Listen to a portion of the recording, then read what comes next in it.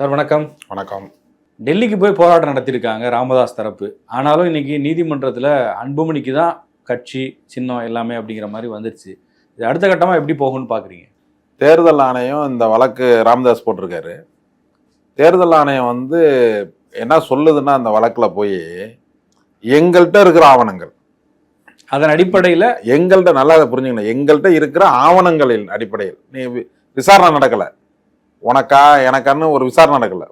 ஒரு நீதிமன்றத்துக்கு ஒரு வழக்கு போகுதுன்னா என்ன பண்ணுவாங்க, இரண்டு தரப்புக்கும் சம்மன் சர்வ் பண்ணி கூப்பிட்டு விசாரிப்பாங்கள்ல. அதுமாரி இந்த இதில் விசாரிச்சிருக்காங்களா? அது இல்லை. அவங்க என்ன பண்ணாங்க, எங்களுக்கு வந்த ஆவணங்களின் அடிப்படையில் அடுத்த வருஷம் வரைக்கும் அவருக்கு பதவி இருக்கு அப்படின்னு சொல்றாங்க, கருத்து சொல்றாங்க. எங்க சொல்றாங்க? தேர்தல் ஆணையத்தில். தேர்தல் ஆணையம் கோர்ட்டில் சொல்லியிருக்கு. அதை தான் இவங்களுக்கு தபாலவா அனுப்புனாங்க. இப்போ என்னன்னா, இதுல முக்கியமானது ஒண்ணுன்னா, ஃபர்ஸ்ட் மூவ்லயே ராமதாஸ் அவர்கள் வெற்றி பெற்றிருக்கிறாருன்றது தான் இதுல நிசப்தமான உண்மை. எப்படி சார் சிவில் போயிட்டீங்க, சிவில் நீதிமன்றத்தில் போய் பாருங்கன்னு சொல்றாங்க. அதுதான் முக்கியம். அதை அது ஓகே, அது இந்த ஹைகோர்ட்டே சொல்லிடுச்சு. இங்க நம்ம வழக்கு போடும் போதே இங்கே சொல்லிட்டாங்க அதை. ஆனா அங்க சொன்னது என்னன்னா, சிவில் நீதி ஒரு விஷயத்த மறைச்சிட்டே அன்புமணி ஒரு பேட்டியை கொடுத்துருக்காரு. இன்னைக்கு பார்த்துருப்பீங்க அந்த பேட்டியை.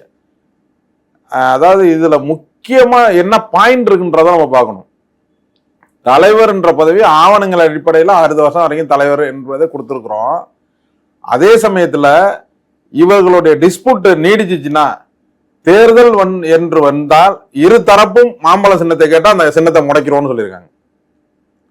அப்ப இவருக்கு ராமதாஸ் கேட்பாரா கேட்க மாட்டாரா? ஐயா அவர்கள் அந்த சின்னத்தை கேட்பாரா கேட்க மாட்டாரு? தேர்தல் வந்து ஏதோ புது கட்சி தொடங்குற திட்டத்துல அதெல்லாம் கிடையாது. அப்ப திட்டம் இருந்துச்சுன்னா ஏன் கோர்ட்டுக்கு போறாரு? அந்த மாதிரி ஒரு திட்டம் இருந்துச்சுன்னா ஏன் கோர்ட்டுக்கு போறாரு? அந்த ஐடியால இல்லையா அவர்? இருந்தா ஏன் கோர்ட்டுக்கு போறாருன்ற நீதி கேட்டு இது வாய்ப்பு தானே, எனக்கு வேணும், எனக்கு அவருக்கு வாய்ப்பாயிடுச்சுல. இப்ப இந்த தீர்ப்பே ஹைகோர்ட், டெல்லி ஹைகோர்ட் சொல்ற தீர்ப்பு என்ன சொல்லியிருக்கு? அந்த தீர்ப்புலயே நீங்கள் உங்களுக்கு இந்த அங்கீகாரமே இல்லாத ஒரு இயக்கம், இந்த இயக்கம் இப்ப அங்கீகாரம் இல்லாத இயக்கத்திற்கு நீங்க ஒரு ஜட்ஜ்மெண்ட் சொல்றதே தப்பு. தேர்தல் ஆணையத்தை சொல்லுது, நீங்க ஒரு முடிவு எடுக்க முடியாது. அவங்களுக்கு உரிமை வேணும், என் சின்ன வேணும், என் கட்சி வேணும், எங்களுக்கு இதெல்லாம் வேணும்னா அவங்க சிவில் நீதிமன்றத்தை நாடிக்கலாம், ராமதாஸ் தரப்பு நாடிக்கலாம். ஆனால் தேர்தல் என்று வந்தால் இரு தரப்பும் இந்த சின்னத்தை கேட்டால் அந்த சின்னத்தை முடக்குவோம்னு தேர்தல் ஆணையமே சொல்லிட்டு கோர்ட்ல. தேர்தல் பதில் மனுல அதான் தாக்கல் பண்ணிருக்காங்க. அப்ப ராமதாஸ் எதிர்பார்ப்பது தனக்கு கிடைக்குதோ இல்லையோ, அப்படி அப்ப இவரு நினைக்கலாமா, அப்பாவ உனக்கு கிடைக்க கூடாது எனக்கு மட்டும் தான் கிடைக்கணும்னு அப்பாவை நினைக்கலாமா? புள்ள நீ அப்படி வச்சு பாருங்க. கட்சியே என்கிட்ட தான் இருக்குன்னு அவங்க சொல்றாங்க. யார் சொல்றா? அன்புமணி தரப்பு. ஆமா, தலைவர் ஒண்ணுகிட்ட இருக்குன்னு வச்சுக்கீங்க. ஒரு வாதத்துக்கு ஆவணங்கள் அடிப்படை சொல்லிருக்காங்க. அடுத்த ஆவணத்தை இவங்க கொடுக்கும் போது யார் தலைவர்ன்றது தெரிஞ்சுவிடும். அது ரெண்டாவது பக்கமா வச்சுக்கோ. நான் என்ன கேட்கறேன்னா, இப்ப உனக்கு தலைவரை கொடுத்துறதா வச்சுக்கீங்க. ஒரு வாதத்துக்கு தலைவர் அவர் தான், சின்ன இல்லாம தலைவர் வச்சுட்டு என்ன பண்ண போற? ஏ ஃபார்ம் பி ஃபார்ம்ல உனக்கு கையெழுத்தே போட முடியல, தலைவர் வச்சுட்டு என்ன பண்ண போற? அதுதான் தேர்தல் கமிஷனை கிளியரா சொல்ற, ரெண்டு பேரும் கேட்டா தேர்தல் சின்னத்தை முடைக்கிறோம். நீங்க அப்புறம் நீங்க சின்ன இல்லாம எதுக்கு கட்சி தலைவரா இருந்து எதுக்கு அது யூஸ் ஆகும்னு சொல்லுங்களா? நீங்க இவ்வளவு நாளா வந்த ஓட்டெல்லாம் மாம்பழத்துக்கு தானா? ஆமா, அதுக்குதான். அப்புறம் ஏன் நீ அதை போய் மெனக்கற? பாமகனுடைய வரலாற்றுல சில விஷயம் இந்த அன்புமணிக்கே கூட தெரிஞ்சிருக்காது. முதல் பாமக பெற்ற சின்னம் யானை. ஆமா, பண்ருட்டியார் அதுல உட்கார வச்சு முதல் சட்டமன்ற உறுப்பினரும் அவர் தான். அவரை நாங்கள்லாம் அப்ப அந்த இயக்கத்துல இருக்கும்போது அவரை இங்க இருந்து சட்டமன்றத்துக்கு ஊர்வலமா கொண்டுட்டு போய் சட்டமன்ற வாசல்ல இறக்கி விட்டோம். அப்ப அந்த சின்னம் பறி போகும்போது அடுத்தது மாம்பழ சின்னத்தை பெற்றது யாரு? டாக்டர் ஐயா அவர்கள் தானே. ஏன் மாம்பழ சின்னம்னு தேர்வு செஞ்சாரு? அவருக்கு வன்னியர் மாவட்டங்கள், வட மாவட்டங்கள்ல அதிகமா விளையக்கூடிய ஒரு பொருள் மாம்பழம். அதனால கூட அவரு முடிவு பண்ணிருப்பார். நான் அப்ப அந்த இயக்கத்துல இல்ல, நான் வெளியேறிட்டேன். அதனால கூட அவர் அதை சூஸ் பண்ணிருக்கலாம். இன்னொன்னு என்னன்னா, மக்கள்கிட்ட கொண்டுட்டு போறதுக்கும் ஈஸி, வரையறதுக்கும் ஈஸி, எல்லா விஷயத்துக்கும் ஈஸின்றதுனால அதை சூஸ் பண்ணிருக்கலாம் அவரு. அதுவே அந்த தேர்தலில் அன்றைக்கு ஜெயலலிதா அம்மையார் அவர்கள் 5 சீட்டு கொடுத்தாங்க எம்பி. அப்ப சின்னம் பறி போயிருந்த நேரத்துல இவருக்கு அந்த வாய்ப்பு 5 சீட்டு கிடைச்சிச்சு. அப்ப வெற்றி பெற்றாங்க. வெற்றி பெறும் பொழுது எம்பியில வெற்றி பெறும்போது அந்த சின்னம் நம்மளுக்கு அங்கீகாரமா பாமக கிடைச்சிச்சு. அதை இன்னைய வரைக்கும் அப்படியே காப்பாற்றி கொண்டு வர்றாரு. இன்றைக்கு அரசியல் அங்கீகாரம் இல்லாமல் இருக்கிறது. தேர்தல் கமிஷன் சில நடைமுறைகள் விதியின்படி அந்த சின்னத்தை ஒதுக்குனாங்க. இப்ப ஒரு விஷயம் எடுத்துங்க, அவர் தலைவர்னு சொல்றாரு, சின்னம் கிடைச்சிருச்சுன்னு சொல்லவே இல்லை தேர்தல் கமிஷன். தெளிவா சொல்லிட்டு 2 பேரும் கேட்டீங்கன்னா சின்னத்தை முடைக்கிறோம்னு தெளிவா சொல்லிட்டாங்க. ஆனா இப்ப நீங்க பீகார்ல வந்து தேர்தலில் நிப்பன்னு சொல்லிதான் சின்னத்தை அன்புமணி அட்ரஸ் அவர் வச்சிருக்கிற ஒரு தலைமை கழகத்துக்கு தேர்தல் கமிஷன் போட்டாங்க. இன்னைக்கு தேர்தல் கமிஷன் சொல்லியிருக்கிற கோர்ட்ல சொல்லியிருக்கிற விஷயம் படி பார்த்தா ராமதாஸ் ஐயா அவர்களும் நான் பீகார்ல நானும் நிக்க போறேன்னு மனு அன்னைக்கு கொடுத்திருந்தா என்ன இருக்கும், என்ன இருக்குன்னு கேக்குறேன். முடங்கி இருக்குன்றீங்களா? ஆமா, அதுதானே சொல்லுது தேர்தல் கமிஷன். இப்ப வருகின்ற தேர்தல்னு சொல்றாங்க. இப்ப ஆனால் பீகார்ல இப்ப வாங்கினாங்க இவங்க. இப்ப நான் படிச்சேன்னா அதை வந்து நான் வந்து முழுமையா அதை இது பண்ணிக்கல.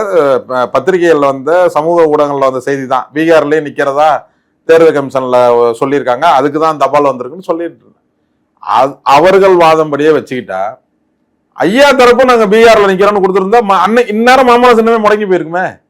இல்ல, கட்சி தலைவர் பொறுப்பு பொதுக்குழு அடிப்படையில ஆவணங்கள் அடிப்படையில அன்புமணிக்கு தான் சொல்லும் போது வெளியில இருந்து எத்தனை பேர் வேணாலும் கிளைம் பண்ணலாம் நான் தான் கட்சின்னு. பட் ஆவணங்கள் கொடுக்கணும்ல, அவங்க எந்த ஆவணங்கள் அவங்க தான் ஆவணங்கள் வந்து இவர் வந்து 2023 சொல்றாரு, அவங்க 22 சொல்றாங்க. அது யாரு முடிவு பண்ணுவா? பொதுக்குழு எந்த டேட்ல நடந்துச்சுன்னு ஐயா அவர்கள் பேட்டி கொடுத்தாங்க, பார்த்துருப்பீங்க. 1 வருஷம் முன்னாடியே நடந்தது, அதனால அது வந்து தவறான தகவல் அப்படி சொல்றாரு. போலியான ஆவணங்கள் கொடுத்துருக்காங்கன்னு தான் அவங்களே போட்டிருக்காங்க. அப்ப போலியான ஆவணங்கள் என்னன்னு கேட்பாங்களா அடுத்தது தேர்தல் ஆணையம்? அப்படிலாம் நீங்க இங்க கட்சிக்குள்ள பிரச்சனை இருக்கலாம், இவங்க மாறி மாறி குற்றச்சாட்டு. தேர்தல் ஆணையம் வந்து நடுநிலையானது. இவங்களுக்கு உள்ள டிஸ்பியூட் வந்து அவங்களுக்கு தெரியாது. அங்க இருந்து வருது, தலைவரா மறுபடியும் நீடிச்சிருக்காங்கன்னு வருது, இல்ல இந்த டைம்ல தான் பொதுக்குழு நடந்துச்சுன்னு வந்துச்சுன்னா ஆவணங்களை பார்ப்பாங்க, அவ்வளவுதான். இப்ப டிஸ்பியூட் வரும்போது என்ன சொல்லிட்டாங்க, கிளியரா சொல்லிட்டாங்களா, உங்களுக்குள்ள டிஸ்பியூட் வந்துச்சுன்னா தேர்தல் ஆணையமா எங்களுக்கு அந்த அதிகாரம் இல்ல, சிவில் நீதிமன்றத்தை நீங்க சிவில் நீதிமன்றத்தை பாத்துங்க. சின்னம் பிரச்சனை வருதா, நீனும் கேட்கற அவங்களும் கேட்கறான், சின்னத்தை முடக்கிறோம், தெளிவா வந்துட்டாங்களே தேர்தல் கமிஷன். தேர்தல் கமிஷன் சின்னத்தை முடக்குவதை நோக்கி தான் இந்த நகர்வுகள் எல்லாம் போயிட்டு இருக்கா? இல்ல அவர் வந்து எனக்கு நான் என்ன கேட்கிறேன்னா, ராமதாஸ் ஐயா அவர்களுக்கு இவர் என்ன வேணும், அன்புமணி பையன். இந்த பதவியை ஐயா அவர்கள் வந்து வேற யார்ட்டையாவது கொடுத்துட்டாரு அன்புமணிட்ட இருந்து எடுத்து? இல்ல அன்புமணிட்ட இருக்கிற பதவியை புடுங்கிட்டு சும்மா இருன்னு சொன்னாரா? இல்ல. செயல் தலைவர் என்பது தலைவருக்கு நிகரான ஒரு பதவி தானே. தலைவராவது சும்மா உட்காந்துட்டு நீ அதை இதை செய்யணும் பொதுச் செயலாளர்கிட்ட சொல்லலாம், வேற நபர்கிட்ட சொல்லலாம் தலைவர்ன்ற பதவி. ஆனா செயல் தலைவர்ன்ற பதவியே எப்படி, நீங்க கிரவுண்ட் ஒர்க்கே பார்க்கணும் எல்லா இடத்துக்கும் போய். அது மாதிரி உங்களுக்கு கிரவுண்ட் ஒர்க் பண்ற பதவி தானே கொடுத்தாரு அவரு. தலைவரை நான் கொஞ்ச நாள் இருந்துக்கிறேன் அப்படின்னு சொல்றாரு. 6 மாசம் தான் டைம் கேட்டாரு. 6 மாசம் தலைவராக இருப்பதற்கு அன்புமணி அவர்கள் தன்னுடைய தகப்பனா இருக்கிற ஐயா அவர்கள் சமுதாயத்தில், வன்னியர் சமுதாயத்தில் மிகப்பெரிய ஒரு எழுச்சியை வந்து 40 வருஷமா கொண்டு வந்த ஒரு ஆளுக்கு நீங்க ஒரு 6 மாசம் நீங்க தலைவரா இருங்கன்னு சொல்றதுக்கு ஏன் உங்களுக்கு மனம் இல்ல? என்ன காரணம்? இல்ல சார், அப்பா பையன் உறவுன்றதெல்லாம் அது தனி. இல்ல நான் அரசியல் கட்சின்னு வந்துருச்சு. வந்துருச்சு. நான் கேக்குறேன், இப்ப பாட்டாளி மக்கள் கட்சி ஆரம்பிச்சாங்கல்ல, ஆரம்பிச்சு 89ல இருந்து இன்று வரை நிறுவனர் தலைவரா யார் இருந்துட்டு இருக்கா? அவர்தான் இருக்காரு, டாக்டர் ஐயா தான் இருக்காரு. தலைவரா யாரா இருந்திருக்காங்க? முதல் தீரன் இருந்திருக்காரு, அடுத்தது GK மணி இருந்திருக்காரு, இப்ப அன்புமணி இருக்கிறாரு. அப்ப தலைவர் என்ற பதவி மாறிக்கொண்டே இருக்கின்ற பதவி தானே, நிரந்தரமான பதவி இது, நிறுவனர் தானே. அந்த நிறுவனர் சொல்றத ஒரு 6 மாசம் நீ கேட்டான்னா அப்பான்னு வேணாம். இந்த கட்சியை உருவாக்கி இந்த கட்சியை மிகப்பெரிய அளவில் கொண்டு வந்து பல நாட்கள் ஜெயிலில் இருந்து பல கிராமங்களில், ஆயிரக்கணக்கான கிராமங்களில் வந்து சென்று, இப்ப நாங்கெல்லாம் ஒரு கூட இருந்து சின்ன பிள்ளைகளா இருக்கும் போது மாணவர் பருவத்திலே நான்லாம் ராமதாஸ் கூட போனவன். அப்பெல்லாம் என் அன்புமணி எந்த நிகழ்ச்சியில நீ கலந்துகிட்டு வந்து இதுல போயிருக்க சொல்லுங்க, ஒண்ணு சொல்லுங்க. வன்னியர் போராட்டத்துல இந்த போராட்டத்துல கலந்துகிட்டேன் அப்படின்ற மாதிரி ஒரு போராட்டம், ஏதாவது ஒரு போராட்டம் சொல்லுங்க பாப்போம். அன்புமணி அவருடைய தந்தை பாமக நிறுவனர் ராமதாஸ். தந்தைன்னு சொல்ல வேண்டீங்களா? தந்தையே இல்ல, கட்சியினுடைய நிறுவனர் இல்ல, இவர் தானே முன்னிறுத்தினாரு. ராமதாஸ் தானே உள்ள கொண்டு வராரு. ஆமா, இப்ப முன்னிறுத்துறாரு. உங்க இந்த நிறுவனத்தையே வச்சுங்க. இந்த நிறுவனத்தை ஒரு மேனேஜர் போடுறாங்க. போட்ட உடனே ஒரு மேனேஜர் வந்து நல்லா டெவலப் பண்ணி இன்னும் ஒரு 3 நிறுவனமா உருவாக்குறாரு. அவரை நீங்க என்ன சொல்லுவீங்க? இந்த நிறுவனத்திற்கு சரியான ஒரு மேனேஜரை போடுறதுன்னு சொல்லுவீங்க. ஆனா நிறுவனத்தை கொடுத்த உடனே இங்க 5 ஃப்ளோர்ல இருக்கிறத 3 ஃப்ளோர் ஆக்கி, அதை 2 ஃப்ளோர் ஆக்கி, அதை 1 ஃப்ளோர் ஆக்கி, ஃப்ளோரே இல்லாம ஆக்கிட்டீங்கன்னு வச்சுக்கீங்க, அந்த நிர்வாகத்துக்கு பேர் என்ன? மேனேஜரை சுதந்திரமா செயல்பட விடணும்ல. ஏன் இப்ப நீ செயல்பட்டு தானே இருக்க? பதவியை கொடுத்துட்டு நீங்க ஒரு பக்கம் செயல்பட்டீங்கன்னா அவர் எப்படி ஃப்ரீடமா நீங்க அந்த மாதிரி எங்க பண்ணிருக்காரு? அவர் தான் சொல்றாரு, என்னை வந்து 5 ஆண்டுகளுக்கு முன்பு நாங்க கூட இப்ப ஏதோ டிஸ்பியூட் வந்துருச்சு போல இருக்கு இவங்க 2 பேருக்கும் நாங்க நினைச்சோம். ஆனா ஐயா அவருடைய முதல் பேட்டியை பாத்தீங்களா? எந்த ஒரு மனிதன் சாதாரணமாக வன்னியர் சமுதாயம் இல்ல, எந்த ஒரு மனிதன் பார்த்தாலுமே கண்ணீர் விடுற சூழ்நிலையில தான் அவருக்கு முதல் பேட்டி இருந்து. என்ன சொல்றாரு? 5 ஆண்டுகளாக என்னை முடக்கி ஒரே இடத்துல வச்சுட்டு யாரு முடக்கினான்னு முதல்ல பாருங்க. ஏன் சார் அவர் வெளியில வராரு, போராட்டம் அதெல்லாம் எந்த நீங்க வந்து அவரு வந்து தன்னுடைய மகனை வந்து எந்த சூழ்நிலையிலையும் வந்து விமர்சனம் பண்ணிடக்கூடாது, அது வெளியில போயிடக்கூடாது அப்படின்னு ரொம்ப கட்டுக்கோப்பா இருந்ததுனாலதான் அவர் வெளியில சொல்ல முடியாம சொல்றாரு, சேலம் கூட்டத்துக்கு நான் போறேன். அப்ப நிர்வாகிகள் இருக்கிற கூட்டம், பேசுற கூட்டம் 200 பேர் உட்கார்ற அளவுக்கு தான் போடணும். யாரெல்லாம் ரூம்ல நான் தங்கி இருக்கும் போது வந்து சந்திக்கணும் உத்தரவு போடுறேன்றாரு. எவ்வளவு பெரிய ஒரு குடும்பம் இருக்கு ஜனநாயக நாட்டுல. ஒரு கட்சியினுடைய நீங்க தலைவர் அப்பான்னு வேணாம், ஒரு கட்சியினுடைய நிறுவனருக்கு தலைவர் போடுற உத்தரவு அது. அது மட்டும் இல்லாம இன்னை வரைக்கும் அவருடைய ஐடி, பேஸ்புக் ஐடி என்னாச்சு பாருங்க. இதை யாரு இது ஒன்ன சொல்லுங்களா? இது யாரு முடக்கலான்றத பாருங்களா? இல்ல சட்டவிரோதமா இருந்தா அவங்க அதை கம்ப்ளைண்ட் கொடுத்து அது பண்ணிட்டு இருக்காரு. சரி, இப்ப அவர் வீட்டுல கொண்டுட்டு போய் இந்த கருவியை யாரு வைக்க முடியும்? ஒட்டு கேட்கும் கருவியை மாறி மாறி குற்றச்சாட்டுகள் வைக்கிறாங்க. ராமதாஸ் மேல இவர் என்ன குற்றச்சாட்டு வச்சு அவங்க என்ன சொல்றாங்கன்னா, ராமதாஸ் சுத்தி சில தீய சக்திகள் இருக்கு, அவங்க அவரை தவறா வழி நடத்துறாங்க, அவர் வயது மூப்பு, இந்த மாதிரி விஷயங்கள் எல்லாம் சொல்றாங்க. சார் இப்ப டாக்டர் ஐயா அவர்கள் பேட்டி கொடுக்குறாருல, இந்தியாவுல ஒரு தலைவர் சொல்லுங்களா இந்த மாதிரி பேட்டி கொடுக்குற ஒரு தலைவர் நீங்க சொல்லுங்களா? ஒரு தலைவர் இந்த 87 வயசு இருக்கு, அவர்கிட்ட நீங்க பேட்டி எடுத்ததெல்லாம் வந்துட்டு இருக்கு சமூக வலைதளங்கள்ல. ஒருத்தங்க சொல்லி கொடுத்து எடுக்கிறாங்களா இல்ல அவரே கொடுக்குறாரான்னு நீங்க சொல்லுங்க. ஒரு தலைவர் சொல்லுங்க நீங்க இந்தியால எந்த விஷயத்த பத்தி உலக அளவுல கேட்டாலும் உடனே கை நுனியில வச்சிருப்பாரு. ஒரு பிய கூட வச்சுக்கிட்டா அந்த குறிப்பு கிடையாது, குறிப்பு வச்சு பேச மாட்டாரு, அவரே பேசுவார்.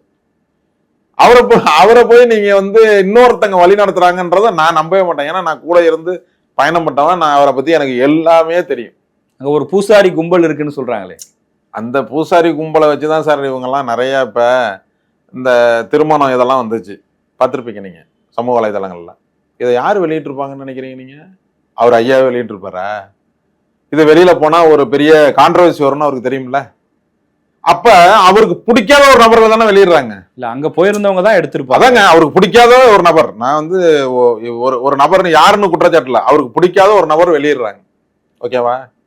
அவர் இமேஜ் ஏதாவது வீணா போனுச்சா? அன்னைக்கு 2 நாள் சமூக வலைதளங்களுக்கு ஒரு தீனி கிடைச்சிச்சு, அவ்வளவுதான்.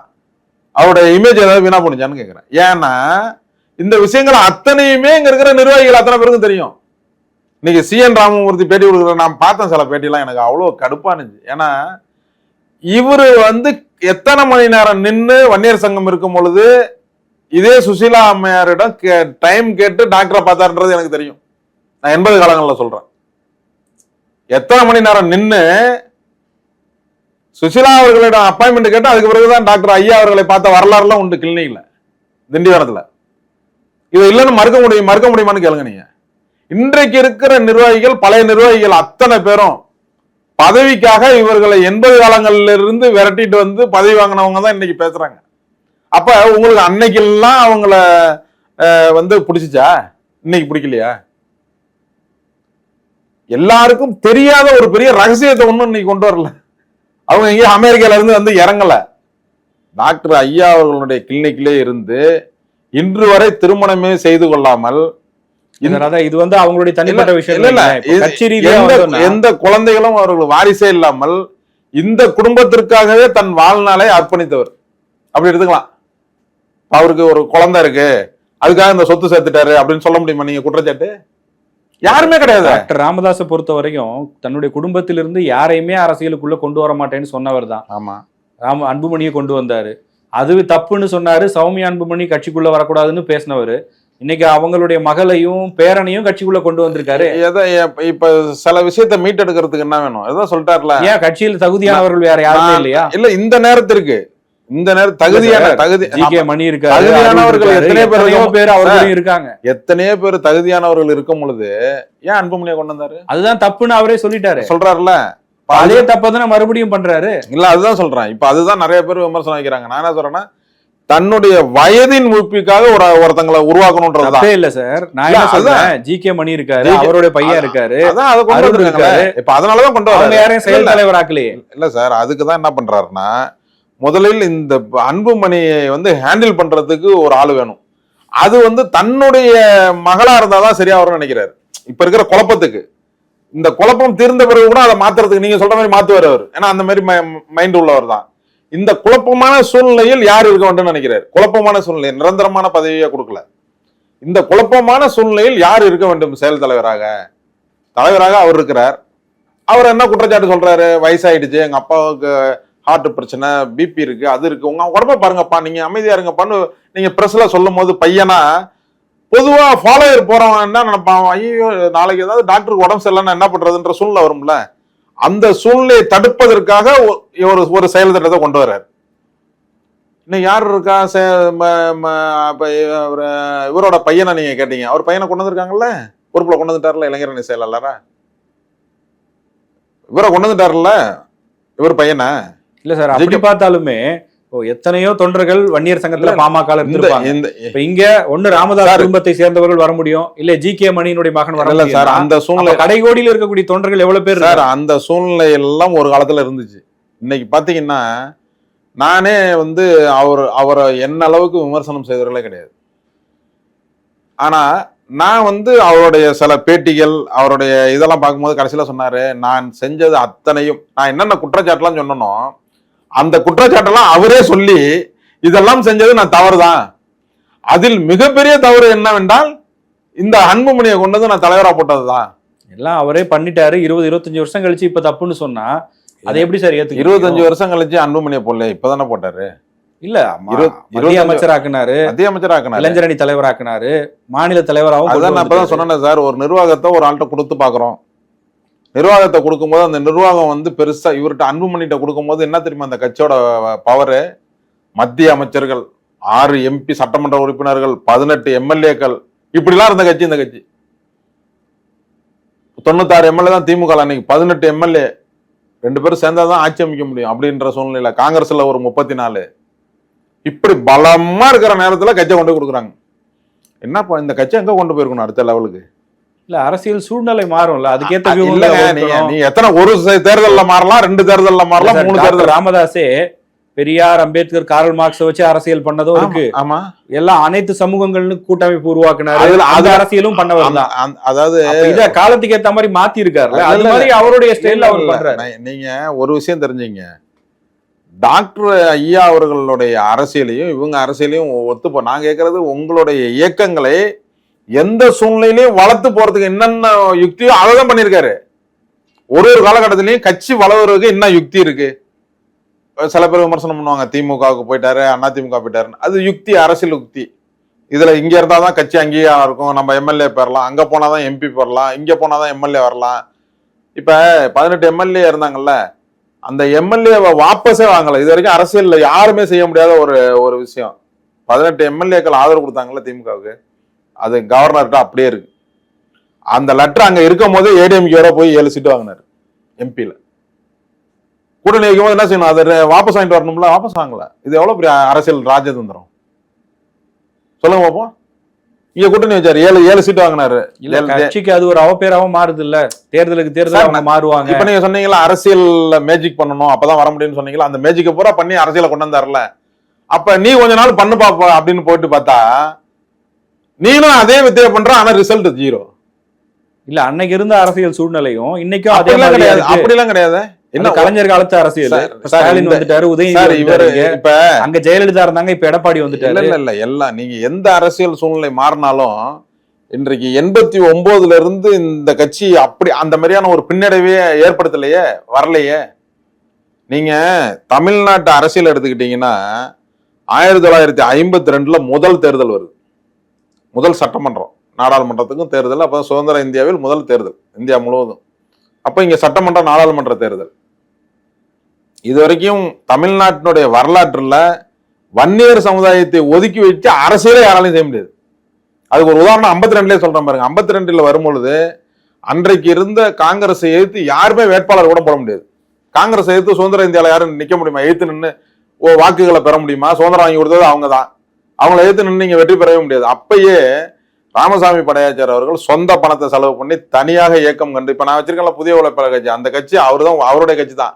அவர் உழைப்பாளர் கட்சின்னு வச்சிருந்தாரு, நான் புதியன்னு சேர்த்திருக்கேன், அவ்வளவுதான். அந்த இயக்கத்தை உருவாக்கி தமிழ்நாட்டில் இருக்கிற எல்லா இடத்துலையும் பிரச்சாரம் பண்றாரு. வட மாவட்டங்கள்ல 18 எம்எல்ஏ 4 எம்பி ஜெயிக்கிறாங்க இண்டிவிஜுவலா. உழைப்பாளர் கட்சியினுடைய எம்எல்ஏக்கள் 18 பேர். அப்ப காங்கிரஸ் இங்க மைனாரிட்டி ஆயிடுச்சு. 52ல மெஜாரிட்டி இல்லை, மைனாரிட்டி கவர்மெண்ட், ஆட்சி அமைக்க முடியல. அப்ப படையாச்சர்கிட்ட வந்து கேட்கறாங்க, நேரு உடனே காமராஜரே ராஜாஜி அனுப்பி அவர்கிட்ட பேசி என்னன்னு காம்ப்ரமைஸ் பண்ண, அவர் ஏற்கனவே பர்த்லே காங்கிரஸ்கார் தான், நம்ம வந்து அந்த சமுதாயத்துக்கு பிரதிநிதித்துவம் கொடுக்கலான்னு கோவத்துல போய் நின்றுட்டாரு, அவர்கிட்ட பேசுங்க அப்படின்றாங்க. 52ல இன்னொரு தேர்தலை சட்டமன்றத்தை நம்ம சந்திக்க கூடாது, ஆட்சி கலைஞ்ச மைனாரிட்டியா போயிட்டுன்னு கலைஞ்சிடக்கூடாதுன்ற ஒரே காரணத்திற்காக வெளியிலிருந்து இந்த அரசாங்கத்துக்கு முதல் தமிழகத்தில் உருவான முதலமைச்சர் ராஜாஜி அவர்களை முதலமைச்சராக்குனது வன்னியர் சமுதாயத்தினுடைய எம்எல்ஏக்கள். அன்றையிலிருந்து இன்று வரை வன்னியர் சமுதாயம் இன்னை வரைக்கும் சுதந்திர இந்தியாவில் என்றைக்கு ஓட்டெடுப்புன்னு வந்துச்சு அன்னையில இருந்து இன்னை வரைக்கும் வன்னியர்களுடைய ஆதிக்கம் இருந்துட்டே இருக்கு. பாருங்க, 8% இருக்கிற சீமான் அவர்களால் செய்ய முடியாத அரசியலை 4% வைத்திருக்கிறவர்கள் ஆளுக்கு பாதி எடுத்துக்கிட்டு தமிழ்நாடு முழுவதும் 3-4 மாசமாக மீடியாக்கள் வந்து கொண்டே இருக்கிறாருன்னா எவ்வளவு ஆளுமை இருக்கு பாருங்க. ஒண்ணுமே இல்லாம, அப்ப டாக்டர் மட்டும் இல்லைன்னா ஒண்ணுமே இல்லாம போயிருக்கும். அதானே 2 நீங்களே பிரிச்சிடுறீங்களே. தேர்தல் வந்தாதான் யாருக்கு ஸ்ட்ரென்த் இருக்குன்னு தெரியும். நான் என்னுடைய கணக்கு வந்து 4.5%ல 3.5% டாக்டர்கிட்ட இருக்கும். 1% என்ன இருக்கும். என்ன சார், இன்னைக்கு தேர்தல் ஆணையம் முன்னாடி ஒரு போராட்டம் பண்றாங்க, இங்க இருந்து போயிருக்காங்க, அங்க வட இந்தியர்களை வந்து ராமதாஸ் மாஸ்க் போட்டு கூட்டு வந்திருக்காங்க. அதாவது அங்க வந்திருக்கிற தமிழர்கள் அங்க அந்த இதை நானும் பார்த்தேன். அதுக்கு உண்மையான விஷயம் என்னன்னா, அங்க வந்து தமிழர்கள் நிறைய பேர் இங்க நம்ம வட மாவட்டங்கள்ல இருந்து போய் அங்க வேலை செஞ்சுட்டு அங்க இருக்காங்க. அவர்கள் இந்த நிகழ்ச்சியில கலந்துக்கிறாங்க. அவங்க ஹிந்தியா பேசுவாங்க. இல்ல அவர்கள் அங்க கலந்துக்கிறாங்க. அவங்க வரும்போது என்ன செய்வாங்க, யார் அழைச்சிட்டு வருவாங்க, அங்கேயே இருக்கிறாங்க. அங்க டெல்லியே அவர்கள் பூர்வீகமா ஆகிற மாதிரி ஆக்கிட்டாங்க. நம்ம ஆளுங்க அவர்களுடைய ஒரே ரூம்ல இருக்கிறவங்க, ஒரே வீட்டுக்கு பக்கத்துல இருக்கிறவங்க எல்லாம் போகும்போது என்ன செய்வாங்க? இல்ல சார், அதான் இப்ப நம்ம பெங்களூர் போறோம், பெங்களூர்காரங்களோட பேசும்போது கன்னடத்துல பேசுவாங்க, தமிழர்களை பார்த்த உடனே தமிழ்ல தான் பேசுவாங்க. அதுவும் ஒரு சேனல் போய் பேட்டி எடுக்குதுன்னா நான் தான் சொல்றேன் சார், நான் அது முகத்தை பார்த்தா தெரியாது தமிழர்களா இல்ல வட இந்தியர். அவர்கள் வட இந்தியர்கள் தான். நான் சொல்ற விஷயம் நீங்க புரிஞ்சுக்கல. இங்க இருந்து கிளம்புனாங்கல்ல ஒரு பெரிய நபர்கள், இங்க இருந்து டெல்லி போயிட்டாங்க. டெல்லியில் இருக்கிற தமிழர்கள் வன்னியர்கள் இருக்காங்கல்ல, அதே மாதிரி பாட்டாளி மக்கள் கட்சியை சேர்ந்தவர்கள் டெல்லியில இருக்கிறாங்க. இப்ப எப்படி பீகார்ல எலெக்ஷன் நிப்பன்னு சொன்னார்ல, அது என்னன்னா இங்க இருந்து போன வன்னியர் சமுதாய மக்கள் தமிழகர்கள் அங்க இருக்காங்க, பீகார்லயும் இருக்காங்க, நிறைய பேர் இருக்காங்க. இப்ப நீங்க ஆந்திரால இருக்காங்க. பெங்களூர்ல பாத்தீங்கன்னா தர்மபுரியில வந்து இப்ப கண்டினியூவா பாமக ஜெயிக்கிறதுக்கு காரணம் என்னன்னா பெங்களூர்ல இருக்கிற வன்னியர்கள், பெங்களூர்ல போய் வேலை செய்யற வன்னியர்கள். தருமபுரி மாவட்டத்திலிருந்து பெங்களூர்ல போய் வேலை செய்யற மக்கள்லாம் வருவாங்க, அப்போ ஓட்டு போடுவாங்க. அது மாதிரி நடந்தது. அதுலதான் ஜெயிப்பாரு அவர். அது தனியா ஒரு பேட்டியில சொல்றேன் எப்படி ஜெயிக்கிறாரு. ஆனா அங்க வந்து என்ன பண்ணாங்கன்னா, நான் போற நபர்கள்ட்ட சில பேர்கிட்ட பேசினேன். இப்ப அங்க போறீங்களா, எவ்வளவு பேர், நிறைய பேர் அங்க இருந்து அரேஞ்ச் பண்ணிருக்கீங்களா, அதான் ட்ரெயினுக்கு இன்னும் புதுசா பிடிச்சி அப்படியே குரூப்பா கிளம்பி போறீங்களா, இப்போ ஆர்ப்பாட்டத்துல நடந்து அப்படின்னு கேட்டேன். அப்ப என்ன சொன்னாங்கன்னா, இங்க இருந்து நிறைய நபர்கள் அவரவர்கள் கிளம்புறாங்க, நாங்க இதுக்காக ஒரு அரேஞ்ச்மெண்ட்ஸ் பணம் கொடுத்து எதுவும் செய்யல, வர்றவங்க விருப்பம் உள்ளவர்கள் டெல்லிக்கு வரலாம். இங்கே தமிழ்நாட்டில் கலந்தும் போது மழையினால ஒத்தி வச்சாச்சு, இது அடுத்த ஆர்ப்பாட்டத்துக்கு அங்க நல்ல பெருசா பண்ண போறோம், டெல்லியில வந்து ஒரு பதிவு பண்ணணும் அப்படின்னு. அப்ப அங்க சொன்னப்பெல்லாம் அங்க நம்மளுடைய இயக்கத்துல இங்க இருக்கிறவங்க டெல்லியில போய் இப்ப செட்டில் ஆயிட்டாங்க நிறைய பேரு. அவர்கள் அங்க இருக்கிற நபர்கள் டெல்லியில இருக்காங்க, டெல்லியில இருந்து பீகார் அசாம்ல இருந்து வந்து வேலை செய்யறவங்க எல்லாம் அங்க அவர்களையும் நாங்க அழைச்சிட்டு வந்துடுறோம். இது கட்சி தான், ஜாதி சங்கம்ல யார் வேணாலும் உறுப்பினரா இருக்கலாம், அவர்களையும் அழைச்சிட்டு வரோம்னு சொல்லி என்கிட்ட நேத்து நான் கிளம்பும் போது கேட்டேன். அப்ப என்கிட்ட சொன்ன தகவல். அதனால அங்கிருந்து வந்த நபர்கள் என்ன பண்ணிருப்பாங்கன்னா, அதுல ஒரு 20 பேர் 30 பேரை வாங்கினா கூடன்னு அழைச்சிட்டு வந்துருப்பானோ. உனக்கு தமிழ் தெரியாது, அவனு இங்க இருந்து போன நம்பாளர்களுக்கு ஹிந்தி தெரியும், அவங்க பேசியிருப்பாங்க, அவங்க அழைச்சிடும். அதை வந்து மீடியால ஒரு பேட்டி எடுக்கும் போது இது ஒரு கான்ட்ரவர்சி சப்ஜெக்டா கொண்டா. அது வந்து டாக்டர் ஐயா அவர்களுக்கு ஒரு பெரிய விளம்பரம் தான். ஏன்னா இது வந்து இப்ப இன்னைக்கு நீங்களே கேக்குறீங்களா, அது மாதிரி தமிழ்நாடு பூரா எல்லா மீடியாலையும் இன்னைக்கு பெரிய செய்தி அதான். அதனால அது வந்து இவங்க நினைச்சு செய்யறதெல்லாம் அவருக்கே நன்மையா தான் முடியுது ஒழிஞ்சு இது ஒரு பெரிய விஷயம் இல்லை. நீங்க சொல்றீங்களா 3% யாரு அதிகமா இருப்பாங்கன்னு ஒரு விஷயம் உங்களுக்கு சொல்றேன் பாருங்க. எப்படி பாரதிய ஜனதாவுக்கு RSS ஒரு பெரிய வேரோ, அது மாரி பாட்டாளி மக்கள் கட்சிக்கு பெரிய வேறு வந்து வன்னியர் சங்கம். இன்னைக்கு வன்னியர் சங்கம் முழுவதும் டாக்டர் ராமதாஸ் ஐயா அவர்களுடைய கட்டுப்பாட்டில் தான் இருக்கு. அது தெரியுமா? வன்னியர் சங்கத்தினுடைய தலைவராக எடுத்துக்கங்க, பொதுச் செயலாளராக எடுத்துக்கங்க, இல்ல நிறுவனர் அவரே தான், அவரை எடுத்துங்க. எங்க இருக்கு இந்த வன்னியர் தனியா உறுப்பினர்கள் இருப்பாங்க, பாமக இருப்பாங்க. அவங்க வன்னியர் சங்கத்துல இருக்கிறவர்கள் வந்து தனியா ட்ராக். அது வேற கட்சிக்கு ஓட்டு போடுவாங்களா? இல்ல, அது அவங்களுடைய விருப்பம். அது இப்ப ஆர்எஸ்எஸ் எப்படின்னா, ஆர்எஸ்எஸ்ல இருக்கிறவங்க எல்லாம் பிஜேபிக்கு தான் ஓட்டு போடணும்னு எல்லாம் சொன்னதே கிடையாது எங்கேயும். அவங்களுக்கு தெரியும். ஒரு மோகன் பகவத் அவர்களுடைய பேட்டியெல்லாம் நீங்க பார்த்திருப்பீங்க. அவர் எங்களுக்கு கொள்கை யார் நல்லா இருக்கோ, இந்துத்துவ கொள்கை இருக்கோ அவங்களுக்கு நாங்க ஓட்டு போட சொல்லுவோம், அவ்வளவுதான் அப்படின்னு சொல்லுவாங்க. ஏன்னா நான்லாம் பயணம் பண்ணியிருக்கேன், அதெல்லாம் எனக்கு தெரியும். அதனால அதே மாதிரிதான் பாமகவில் இருக்கிற வன்னியர்களை என்றைக்குமே கட்டுப்படுத்தி இதுதான் செய்யுங்க அப்படின்னு சொன்னது கிடையாது. நீங்க வன்னியர் சங்க மாநாட்டில் பார்த்தீங்கன்னா வேடிக்கையா இருக்கும். ஏடிஎம்கே வேட்டி கட்டியிருப்பான், டிஎம்கே வேட்டி, நம்ம என்ன கம்யூனிஸ்ட் சமுதாய இதை வேட்டி கரை போட்ட வேட்டி கட்டியிருப்பாங்க. ஆனா ஜாதி ஒரு கூட்டம் நடக்குது அப்படின்னும் போது பார்த்தீங்கன்னா அந்த மாநாட்டில் இருப்பாங்க எல்லாம். இது நான் சொல்றது 87 சொல்றேன். நான் சாலை மறியல் நடந்துச்சு, அந்த காலத்திலேயே நடந்த இப்ப நடக்கிற மாநாடு, இளைஞர் மாநாடோ இல்ல பூம்புகார் நடக்கிற மகளிர் மாநாடோ இன்னைக்கு ஏற்பட்டதில்லை. 80 காலங்கள்ல இருந்து உருவாக்கப்பட்ட அன்றையில இருந்து நடந்தது. அதனால வன்னியர் சங்கம் என்ற அமைப்பு தனியாக ஒரு ஃபோர்ஸ் அது இருக்கு. இப்ப தேர்தலுக்கு முன்னாடி இவங்க ஒன்னா சேருவாங்களா சேர மாட்டாங்களா சார்? பாமக 1-2 தான் இருக்கும். தேர்தல் 2 பேரும் இணைய வாய்ப்பே இல்லை. தேர்தல் வரைக்கும் வாய்ப்பு இல்லை. நான் டாக்டர் ஐயா அவர்களை பார்த்துவிட்டு வெளியில வந்து அவர் வீட்டு வாசல்லே கொடுத்த பேட்டி இது. இப்ப நான் உங்கள்கிட்ட சொல்றது, இருவரும் இந்த தேர்தல் வரை சேருவதற்கான வாய்ப்பே கிடையாதுன்னு சொல்லிருக்கு. யாருக்கு ஸ்ட்ரென்த்ன்றத பாக்குறது அதுதான் அவர் வந்து அவர பரீட்சை. அவரை போய் நீங்க வந்து உங்களோட பலத்தை காமிங்கன்னு சொல்லும் போது அவர் காமிப்பா தானே செய்வாரு. கனகரனா இது காம்ப்ரமைஸ் ஆகணும்னா யார் கையில இருக்கு? 2 பேர் கையில தான் இருக்கு. டாக்டர் ஐயா அவர்கள் கையில, அன்புமணி கையில இருக்கு. இப்ப நான் என்ன சொல்றேன்னா, 2 பேரும் மனப்பூர்வமா சேரணும்னு நான் நினைக்கிறேன். ஆனா அதுக்கு யாரு ஒத்து போயிருக்கணும்னு நினைக்கிறீங்க நீங்க? அப்பா வந்து பிள்ளைகிட்ட பணிஞ்சு போகணும்னு நீங்க நினைக்கிறீங்களா, புள்ள அப்பாட்ட பணிஞ்சு போகணும்னு நினைக்கிறீங்களா? நீங்க ஒரு தனிநபரா இருந்து சொல்லுங்க. இந்த பத்திரிகையாளரா இல்லாம ஒரு தனிநபரா இருந்து அப்பா பையன்கிட்ட பணிஞ்சு போகணுமா, பையன் அப்பாட்ட பணிஞ்சு போகணுமா? பணிவுக்குள்ள என்ன பிரச்சனைன்றதை பொறுத்து தானே அது. அதான் எந்த பிரச்சனையா வேணாலும் இருக்கட்டும், எவ்வளவு பெரிய தெரியாது நம்ம அரசியல் இல்ல, எவ்வளவு பெரிய பிரச்சனையா இருந்தாலும் ஒரு அப்பா மகனுக்கு ஒரு பிரச்சனை வருது, யாரு பணிஞ்சு போகணும்? எப்பா இதை செய்ப்பான்னு பையன் போகணுமா இல்ல அப்பா போகணுமா? அப்பா மகனுக்குள்ளன்னு பார்க்கும்போது மகன் விட்டு கொடுக்கறதுல தப்பு இல்ல. ஆனா அவருக்கு 2 வாய்ப்பு கிடைச்சிச்சு. தலைவர் நிறுவனர் ஆயிடுச்சு. இல்ல அதான் அவருக்கு 2 வாய்ப்பு கிடைச்சிச்சு. இதை சரி பண்றதுக்கு அன்புமணிக்கு 2 வாய்ப்பு கிடைச்சிச்சு. என்ன வாய்ப்புன்னா, ஃபர்ஸ்ட் வாய்ப்பு அவருடைய ஐயா அவர்களுடைய பிறந்த நாள். இது எவ்வளவு பெரிய வாய்ப்பு. அன்னைக்கு மக்களை சந்திக்க நடைபயணம் போனாரு யாரு? அன்புமணி. அதாங்க அந்த வாய்ப்பை நீங்க வேணுங்கன்னு தானே இது பண்றீங்க. நீங்க அவர் தானே சொல்றாரு மக்களை போய் பாருன்னு. மகனுக்கு எல்லா நேரத்திலயும் மக்களை போய் பாப்பியா? சாப்பிடுறதை விட மக்கள் முக்கியம்னு போறாரு. அவருக்கு பிறந்த நாள் வருது. சரி, இப்ப இது வரைக்கும் அப்பாவோட பிறந்த நாள் அன்னைக்கெல்லாம் எந்தெந்த பிறந்த நாளுக்கெல்லாம் நீ போயிருக்க? அப்ப அந்த எண்ணமே இல்லைன்னா ஏதோ ஒரு பெரிய விஷயத்த நீ வச்சிருக்க மனசுல. சேரவே கூடாதுன்ற ஒரு விஷயம் இருக்கிறதுனாலதான் இல்ல அவர் மகன் மேல வைத்த குற்றச்சாட்டுகளும் இருக்கே. அப்பாவும் புள்ள மேல சொல்லாத குற்றச்சாட்டு. அப்ப நீ சேரவே முடியாதுன்ற முடிவுக்கு வந்துட்டு இல்ல. அவரும் அந்த ஐடியால தானே இருக்கு இல்ல. அப்ப அவங்க அப்பா உருவாக்கின கட்சி, உன் கட்சி எனக்கு வேணாம், எனக்கு தெம்பு இருக்குன்னு வரல போக வேண்டியதான் சொல்றாரு. உனக்கு சின்னமும் நான் சொல்லி தரேன். இது வந்து சொத்து வீடு உனக்கு கட்சின்றது தொண்டர்கள் இருக்கிற ஒரு எந்த தொண்டர்கள் யார் கட்சி அங்க போக. அதுதான் அவரும் சொல்றாரு. டாக்டர் முத டாக்டர் தான் பொதுக்குழுவை கூப்பிட்டு முத தலைவரா உருவாக்குனது யாரு?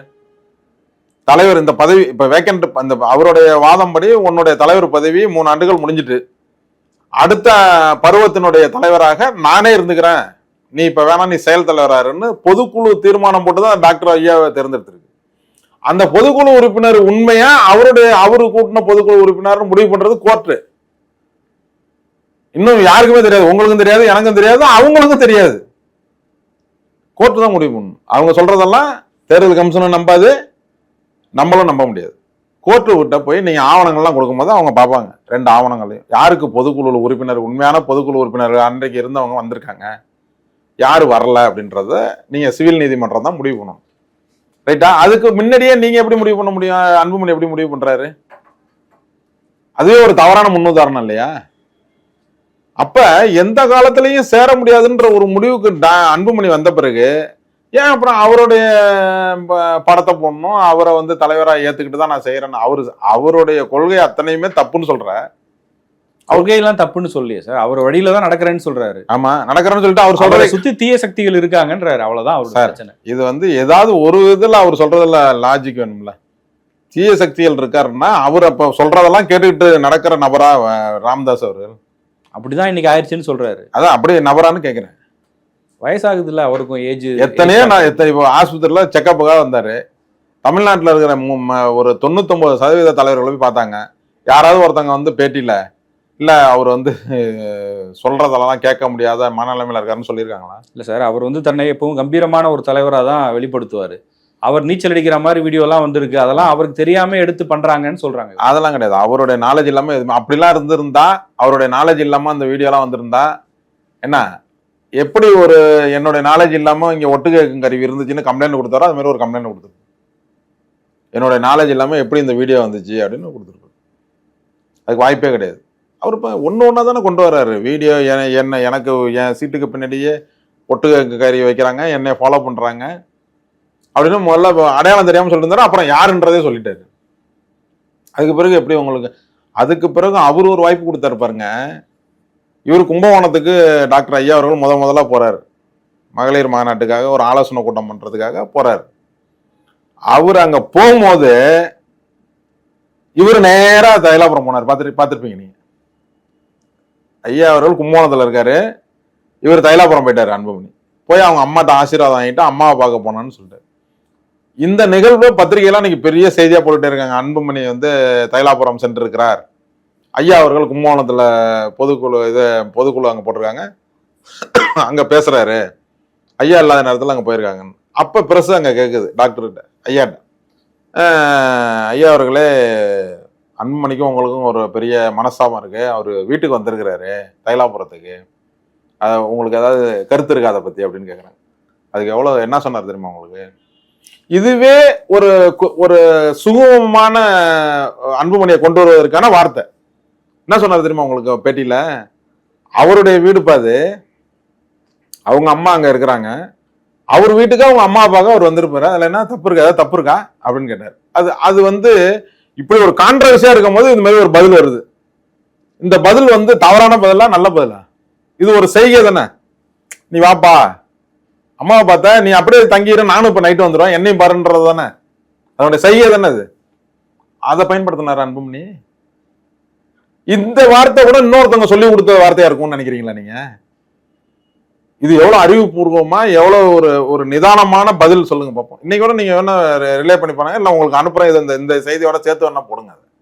அப்ப அவர் எந்த அளவுக்கு அதெல்லாம் யோசனை பண்ணா திங்க் பண்ணிருந்தா அதை சொல்லுவாரு. நீ கான்ட்ரவர்சியே உன்னை பேசிட்டு இருந்தா பரவாயில்ல, ஒரு ஸ்டேஜ் வரைக்கும் உன்னை கான்ட்ரவர்சி, ஒரு நிருபர் கூட கேட்டதுக்கு பதில் சொல்லியிருப்பாரு, அன்புமணியை கட்சியை விட்டு நீக்கிடுவீங்களா அப்படின்னு கேட்டிருப்பாங்க.